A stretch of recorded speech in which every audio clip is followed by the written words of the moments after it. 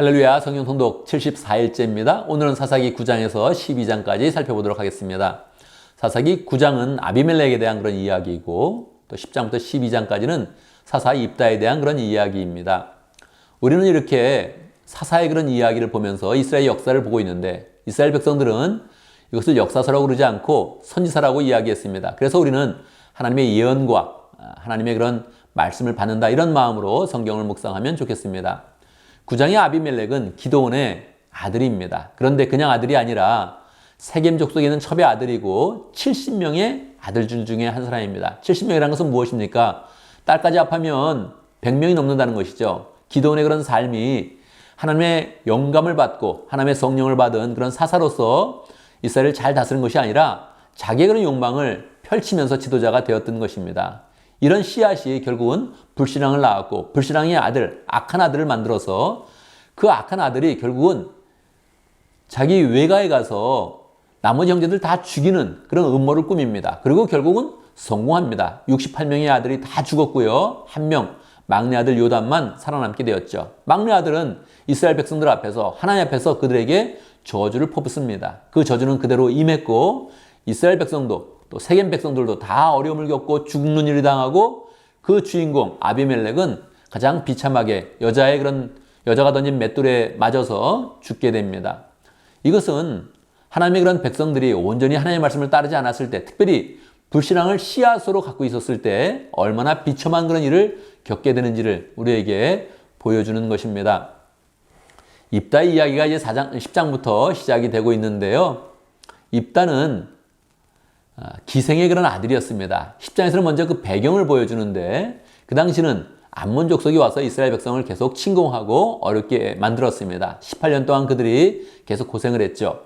고생을 하는 중에 그들은 결국 하나님께 부르짖게 됩니다. 하나님, 우리가 너무 어렵습니다. 하나님께서 직접 말씀을 주셨습니다. 너희가 이렇게 고생당하는 이유가 무엇이냐?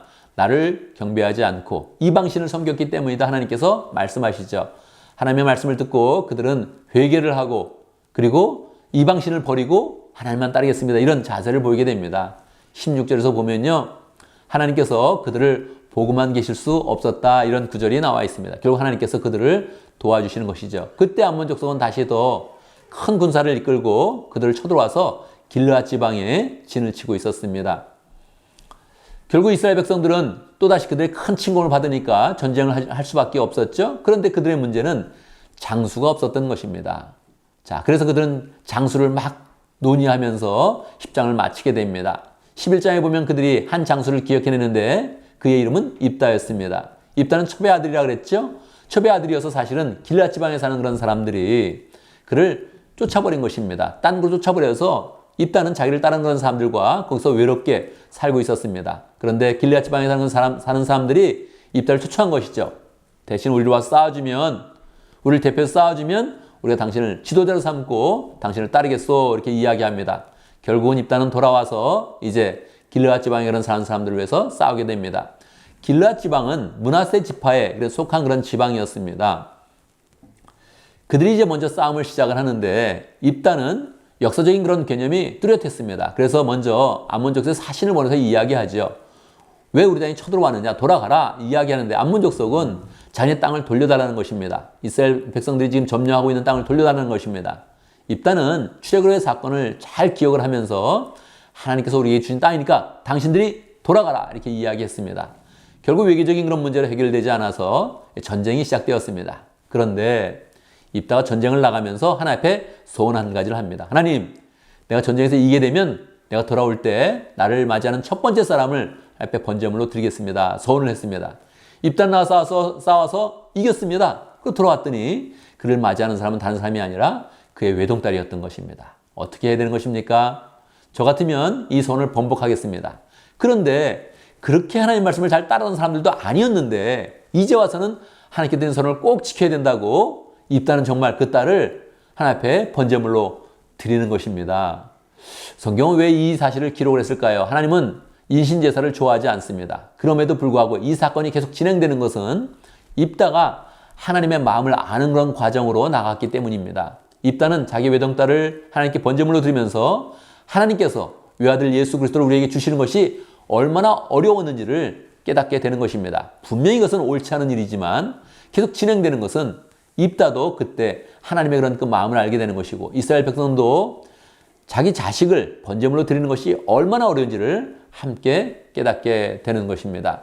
그렇지만 뭐 결론적으로 얘기하면 그것은 분명히 잘못된 일입니다. 12장에는요. 입다가 사사가 되었는데요.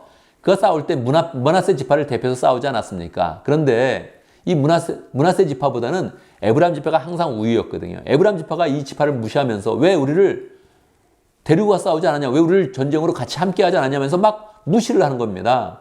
이게 화가 나가지고 서로 지파 간에 전쟁이 일어났습니다. 그래서 입다가 전쟁을 또 에브라임 지파하고 하게 되는 것입니다. 이건 같은 동족인데 결국 큰 싸움이 나서 입다가 그들을 많이 죽이게 됩니다. 몇 명을 죽였냐면 42,000명을 죽이게 됩니다.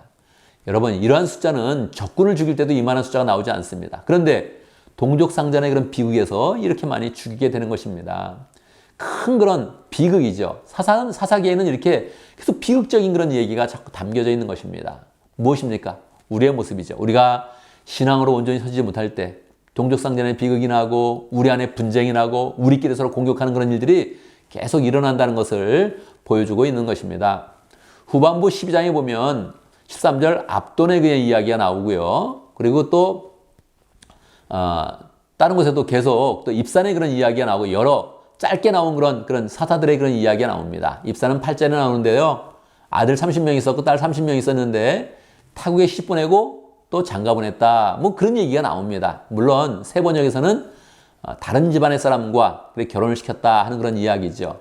이게 무엇입니까? 타국과 결혼을 시켰다면 이것은 외교력으로 그렇게 외교 동맹을 맺은 것입니다. 결혼을 통해서 혼인 동맹을 맺은 것이죠. 그러니까 수와는 좋았던 것인데 신앙으로 보면 또 무엇입니까? 신앙으로 보면 참 잘못하고 있는 것이죠. 다른 사사들, 짧게 나온 사사들도 뭐 손자가 뭐 30명 있어 아들은 40명 있었는데 그들을 위해서 나귀가 있었다. 그러고 끝나는 것입니다. 무엇입니까? 하나님을 열정으로 섬기는 것이 아니라 그냥 자기 그런 삶을 위해서 살았다 하는 그런 모습을 보여주고 있는 것이죠. 사사기는 오늘날 우리 현대의 모습을 가장 보여주고 있습니다. 하나님을 열정적으로 섬기지 못해서 자기 뜻대로 살면서 그냥 불을 누리기도 하고 잃기도 하고 결국 공격을 받기도 하고 이런 어려움을 그대로 묘사하고 있는 것입니다. 우리는 사사기를 통해서 우리가 더 하나님을 열심히 섬겨야겠다 이런 마음을 가져야겠습니다. 감사합니다.